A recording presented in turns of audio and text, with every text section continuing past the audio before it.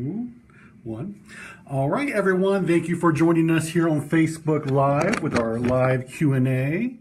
Today you're sitting here with Miss Amber Sims and Elizebeth Dues. We're going to be taking all of your Social Security questions today. First, I want to introduce you to these two ladies because they haven't gone live with us before. Elizebeth is what is your position here now? I'm the Leadership Development Coordinator, and I'm still the Outlying Office Manager, so I still manage the offices outside of Parkersburg, which is Beckley, Charleston, Huntington, Logan, and Charlotte. She's one of the few people who've been to like every office in the company, so that's pretty cool. And joining her is, of course, Amber Sims. Amber is our Social Security Case Management Team Leader, and both of you are non-attorney reps, is that correct? Yes. Now, I can't remember. Do you guys take the test at the same time, or did you guys go at different times? I went in May 2015. And I went in May of 2017. Yeah. Okay. Elizabeth, how long have you been with the firm? Come this July, I've been with the firm for 5 consecutive years. I worked here for a short time between 2010 and 2012. Amber, how long have you been here? It'll be 5 years in July that I've been here. Awesome. So both of these ladies have a lot of experience. They're both very well versed in Social Security, and Elizabeth has a lot of knowledge in VA also. So we're going to be answering mostly Social Security questions today, though. Ladies, what's your favorite part about doing what you do? I want to ask that real quick. You want to go first?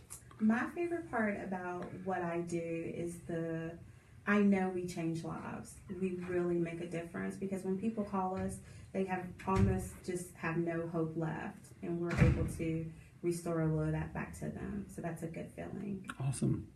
Yes, and I mean, I completely agree with what she's saying. It's absolutely satisfying and wonderful to know that you are able to help people that don't understand the process, that don't know the steps that need to be taken, and we can kind of be that helping hand that they need. So great. Well, you're both a lot of fun to work with, and you're both great with clients, so I think you're going to be wonderful at this. If you guys have questions, please do not hesitate to type them in, and we'll try to get to them during today's broadcast. But we like to have a few prepared in advance, so I'm going to jump to Miss Elizebeth Dues first with this first question. We talk about medical evidence so much, like it's one of the most important things in a case, and almost every blog I write has something to do with medical evidence. But tell me, why is medical evidence so important to a case? Medical evidence is so important to a case because it's one of the key factors into getting the client the disability benefits that they deserve. So it's important that the client keeps in mind that they need to go to the doctor, and go to the doctor because we need that evidence. That's the primary foundation to get them their case approved. So they want to make sure that when they're going to the doctor that they're telling them any limitations they may have, whatever difficulties they're going through, that they're really making sure they're being vocal when they go to the doctor, and the doctor is documenting that because that's most of the evidence that they use to get them approved for disability benefits. And just to follow up on that, it's important to go on a regular basis, correct? It is. A lot of times, and then sometimes clients will, if you go once a month, or maybe the doctor says you only have to come every 3 months, you still want to make sure that you're keeping those appointments, and you still want to make sure that at every appointment that you go to, that you're letting the doctor know what's going on, if you're having problems with your medications, if you're feeling fatigued all day long, if you're having problems walking, maybe you just started slipping and falling. Everything's important and everything should be documented. Okay, great. Now, Amber, I'm going to throw this question to you because I know how often you work with people on a regular basis. And of course, you're team leader of case management, so this question comes up to you a lot. It's something I personally just don't quite understand myself. How is it possible that someone can get SSD and SSI at the same time? Well, both programs are, you have to be found disabled under the same rules and guidelines. However, there are the non-medical requirements that you actually have to meet as well. For instance, the Title II Social Security Disability, that is the program that you actually pay in throughout your working career. That's whenever you see the Social Security tax that's being withheld from your, from your weekly paycheck. That is what is building that bank for you to be able to apply if you found, if you need to apply for disability, or later on when you reach retirement age. The other program is Title 16 Supplemental Security Income, which is a needs-based program. The best way to compare that program is basically like food stamps and like a medical card. You have to have the income limitations. They really look at income, assets, any type of cash you may have on hand, because it is a program designed for those who are in need. If you are eligible for those requirements, if you meet the eligibility requirements for SSI, we do pre-screening questions that we kind of give our best judgment, but ultimately it is up to Social Security whether they establish if you are entitled to those benefits or not, but you definitely can receive both. It's just all up to eligibility and if Social Security is able to find you within the eligibility guidelines. Wonderful. All right, I'm going to throw it back to Elizabeth for this one, but I have a trick question for you now. Since you go to all the offices, which one's your favorite? They're all my favorite. I couldn't even pick one if I tried. I love them all. I will say this. I've been to several. I think Charleston has the best restaurants nearby. It does. So that's one thing that I just want to throw out there, that, you know, we love what we do, but if there's good food nearby, we're going to pick that one over the others.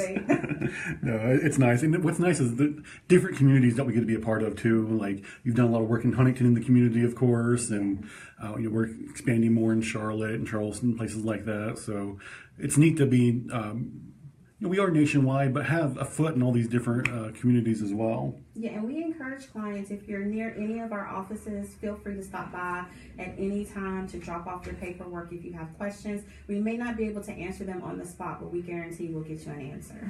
Awesome. So you have an answer to this question, I'm sure. If I receive SSI, will I also receive health insurance, like Medicare or something like that? If you receive SSI, you will definitely receive Medicaid. If you're approved for SSDI, which is, as Amber explained, the program that you work and pay into, you will be eligible for Medicare 24 months after your eligibility date. So that would be the date that the judge said you became approved for your benefits. So yes, there's insurance benefits with both programs. I'm glad you mentioned that, actually, because I think oftentimes our clients, once they get approved, they stop treating. And why is it a good idea to continue treating after you're approved? A lot of times Social Security will ask for a review of your case. And so when that review comes up, they're going to be looking for, again, medical evidence. So it's important to continue your treatment, not just for the betterment of your health and your life, but to continue your benefits. Sometimes they're looking to make sure that you still have this condition and that you're getting treated for it. Since it was enough to keep you from stop working, it should be enough that you have to continue getting treated for it as well. And something that I always throw out there to clients is, after you've been approved, you of course no longer have to report your medical treatment to us. However, I do strongly encourage that you keep a journal, keep a log of your appointments, so that if your case is pulled for continuing disability review, that you have that information to hand over to Social Security, so it just makes that process a little bit easier. Something that is an essential portion of it is, even though you're found disabled now, you still have to show that you're disabled down the road, and that's ultimately from consistent treatment. Awesome. Before we move on, Jan Boyd says hello, so if you guys wave back to her. Hi, Jan. Hi, Jan. Great name, by the way. Amber, you mentioned logs in your last response there. I do want to expand on that, because a lot of people will ask us, what are some of the things they can do to improve their case? I know logs are one of them, but expand on that if you don't mind. What I mean by logs is, a lot of times, like, we have clients that have issues with frequent migraines, seizures. The other one is panic attacks, and that just helps us keep track of the frequency, how often are they happening, the duration, how long, and it gives us the ability to really kind of dig in there and just keep track of it. It's also a good thing to keep a log for appointments. If you are a person that has many appointments, I can't keep track of everything all day, so you certainly need to keep it written down, go back and refer to it, and that just kind of helps you maintain keeping everything organized so we have everything we need. Great. Now, we actually have a question from Ms. Jan Boyd also, and it's a question I know both of you know the answer to, so whoever wants to answer first. But she says that she was denied disability, and she essentially wants to know, she let her claim lapse, essentially. She wants to know, how does she go about reapplying for Social Security? Well, there's a couple different ways she can do that. She can go online to ssa.gov, and there's a radio button that gives you the option to go ahead and file online. She can do that on her own, or she can go into a Social Security office and do that, or she can call us, and we can absolutely see if that's something that we can help her with. Getting an application filed, and is there anything else? That's more, you're on the front end of it a lot more than I am, so. No, that's exactly what Jan would want to do, is to either file online, go into the office. Definitely call us and see, because there's different factors involved. We need to know when she was last denied. You know, there could be a possibility appeal could be filed. If not, we could certainly assist her with getting an application filed. But if she's concerned or hesitant in any way, we can't guarantee that we'll be able to help her, but we'd be more than happy to talk to her and see what we could do. Awesome. Give us a call at 304-428-8900. Or, Jan, if you want to message us on Facebook, I can make arrangements for someone to give you a call. We definitely appreciate your question, too. All right. Now, Elizabeth, I know you know the answer to this question, so I'm going to throw it to you. If a doctor says I'm disabled, does that mean Social Security will automatically grant me my benefits? Unfortunately, it does not mean an automatic approval.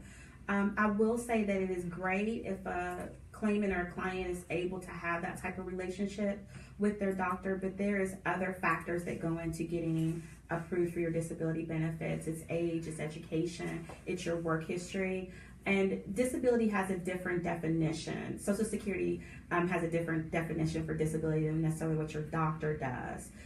So when Social Security finds you disabled, it means that you can't do the work you used to do or any other type of work. And your doctor could probably say that too, but they're going to look at all of your medical evidence. So it's a great statement, but unfortunately, it's not going to get you an automatic approval for these benefits. But we do encourage you, if your doctor will write that, definitely you want to get that into Social Security. You want to let us know if your doctor is giving you that type of letter, but continue to keep being vocal with your doctor and continue to make sure that he's documenting everything in your medical record. And we see that a lot in VA also, that the VA medical doctors will say, oh, you're going to get approved because I found you disabled, and they don't work for that side of the VA. It's always, Right. you know, you have to be found disabled through Social Security or through VA disability or wherever, just in order to get approved. So that's one of the things that can confuse a lot of people. So thanks for clarifying that for sure. Absolutely. All right, well, that's all the questions we have today. We appreciate everyone who's tuned in. We have several live people watching, so thank you so much. Elizabeth, Amber, you guys both did a great job. Thank you so much for stopping by. If you do have questions about anything that we do here, please don't hesitate to give us a call. Once again, the number is 304-428-8900. Or if you're watching us on Facebook, be sure to send us a message. Have a wonderful day, everyone. Bye.